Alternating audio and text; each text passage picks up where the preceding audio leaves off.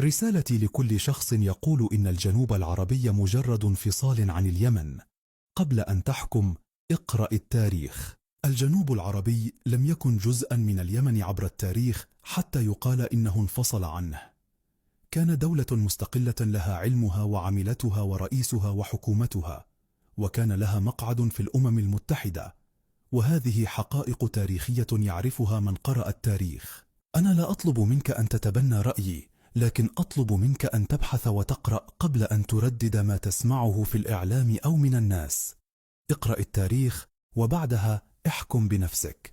وكثير من الناس يقولون: لماذا تريدون التقسيم؟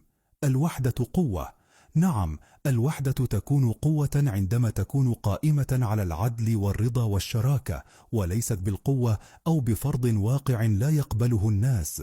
لنا أكثر من 33 عاما، وما زال كثير من الناس يشعرون أنهم لا يعيشون في دولة حقيقية توفر لهم حياة كريمة ومستقبلا واضحا.